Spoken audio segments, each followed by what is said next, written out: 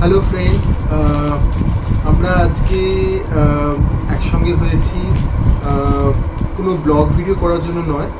আমরা একটা নর্মাল এখন যা পরিস্থিতি চলছে সেই নিয়ে আলোচনা করতে এসেছি।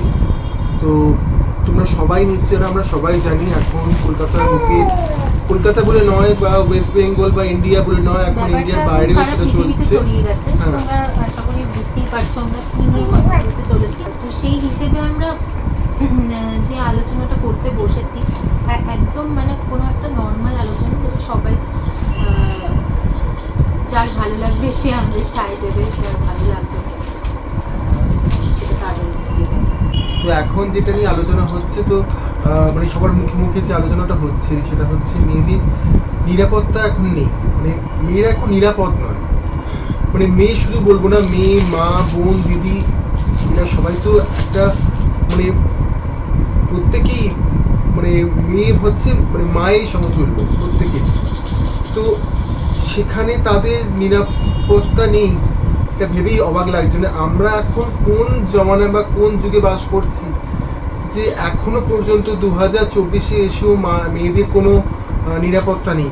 মানে ভেবেও সেটা অবাক লাগছে। এখন হয়তো অনেকে বলতে পারে যে আমরা অনেক দেরিতে এই ভিডিওটা করতে বসেছি, কিন্তু যা চারিদিকে যা অবস্থা, এটা নিয়ে আলোচনা করতেই ইচ্ছে করছে না। কেন কি সত্যি কথা বলতে গিয়ে আজকে 2024 সালে এসেই যদি আমাদের এই ধরনের পরিস্থিতি হয়, 2024 সালে এসে যদি আমাদেরকে এইটা ভাবতে হয় যে আমরা রাত্রেবেলা বেরোতে পারবো না, আমরা হাজব্যান্ড বলো, বয়ফ্রেন্ড বলো, বা যে বাবা বলো, হ্যাঁ, যাদের সাথে বেরোবো আমরা তাদের সাথেও আমরা সেফ নই।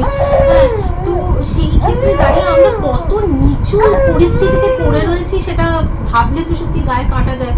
আর এক একটা সময় আমার মনে হয় যে আমার মেয়ের বয়স 10 মাস, ওকে দেখলে আমার মনে হয় যে ভবিষ্যতে বা আমরা ভবিষ্যতে ওর জন্য একটা কি সুস্থ সমাজ আমরা বা সুস্থ পৃথিবী আমরা উপহার কি দিতে পারবো। শুধু আমাদের বলে নয়, প্রত্যেকেরই মেয়ে সন্তান আছে, প্রত্যেকেরই মেয়ে সন্তান আছে কিছু মানুষের।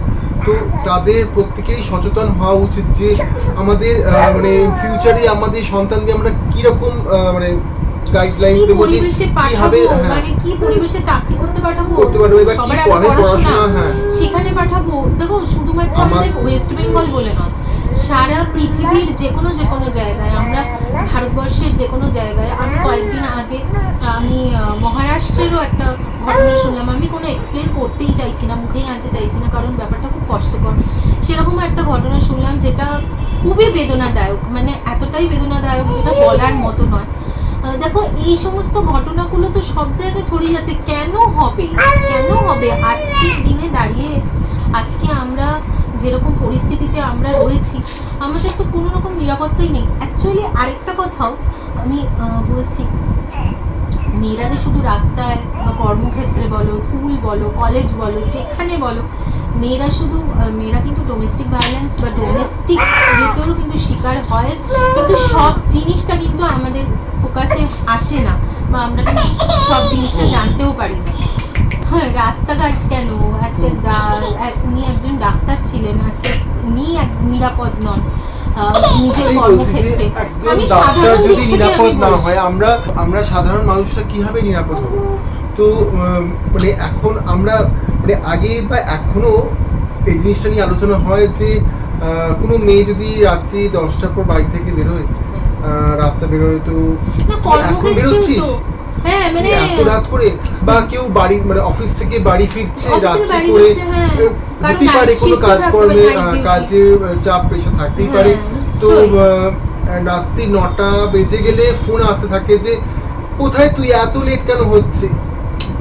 এটা নিশ্চয়ই অবশ্যই করবে, অবশ্যই দরকার, কিন্তু সেই কেন করে মানুষ, কারণ হচ্ছে ওই জায়গাতে আমরা এখনো নেই।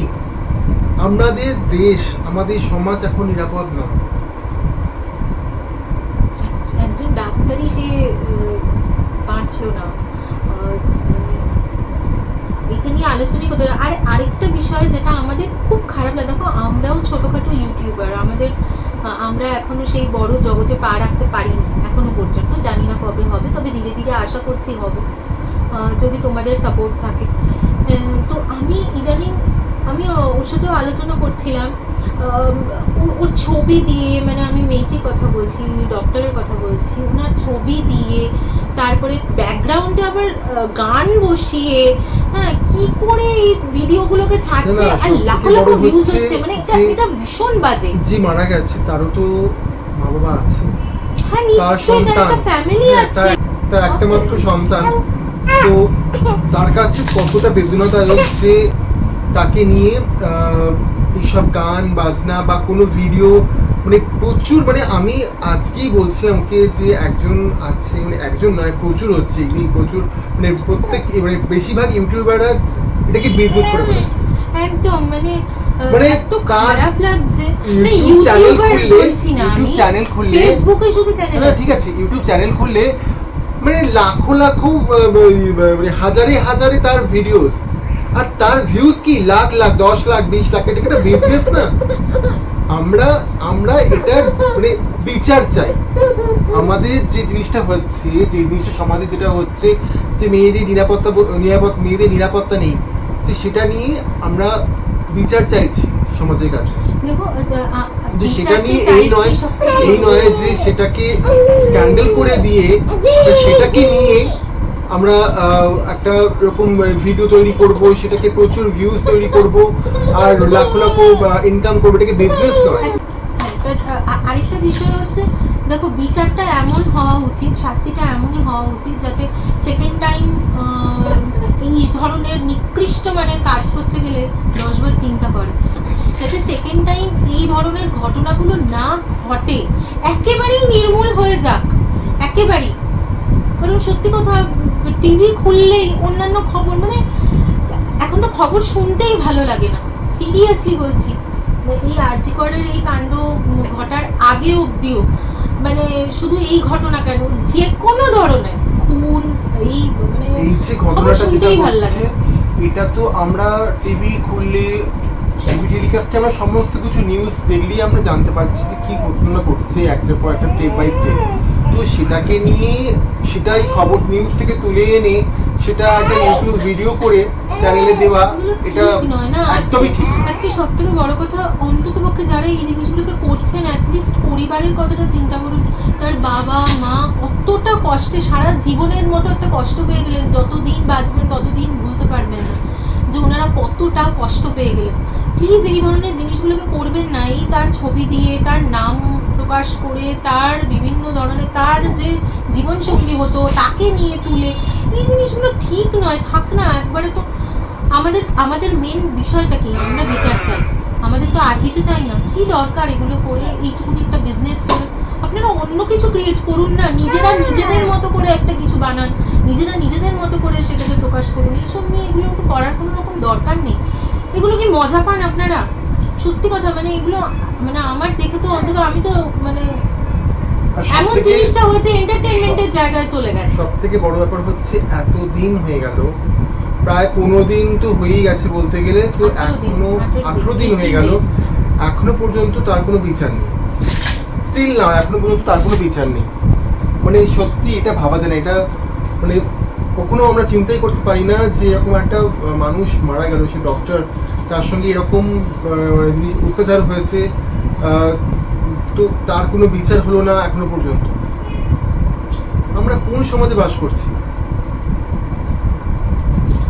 যাই হোক, আমরা ভিডিওটা এখানেই এন্ড করছি, আর আশা করছি একটা সুবিচারের একটা আশা করছি। সবার মতো আমরাও বলতে চাই কিনা, আমি এটা বলতে চাই যে আমারও খুব ইচ্ছা ছিল যে রাস্তায় মানে পেরিয়ে আমার প্রতিবাদ মিছিলে যাওয়া, কিন্তু ছোট বাচ্চা আছে, তো আমরা ওই জন্য এই তার সুযোগটা আমরা এখনো পেতে পারিনি বা পাইনি।